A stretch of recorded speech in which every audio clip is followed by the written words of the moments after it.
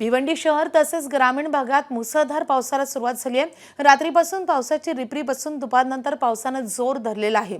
मुसळधार पावसामुळे सखल भागात पाणी साचण्याची शक्यता आहे।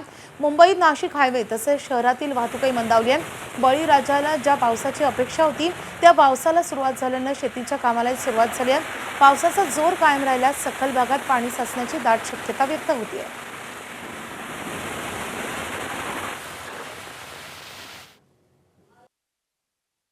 भिवंडी शहर तसेच ग्रामीण भागामध्ये रात्रीपासून पावसाची रिपरिप सुरू होती, परंतु आता दुपारनंतर पावसाने दमदार हजेरी या ठिकाणी लावलेली आहे। मुसळधार पावसाला या ठिकाणी भिवंडी ग्रामीण तसेच शहर भागामध्ये सुरू झालेला आहे। आपण पाहू शकतो की मोठ्या प्रमाणात पाऊस जो आहे तो या ठिकाणी कोसळण्यास सुरुवात झालेली आहे। त्यामुळे अनेक सखल भागामध्ये पावसाचे पाणी जे आहे ते साचण्याची शक्यता आहे आणि एकंदरीत वाहतूक कोंडीचा सामना देखील या ठिकाणी करावा लागू शकतो। मुंबई नाशिक महामार्ग असेल किंवा इतर मार्ग असतील त्या ठिकाणी वाहतुकांची गती जी आहे ती मंदावलेली आहे। बळीराजा ज्या पावसाची वाट पाहत होता त्या पावसाला सुरुवात झाली आहे, त्यामुळे शेतीच्या कामाला देखील सुरुवात झालेली आहे।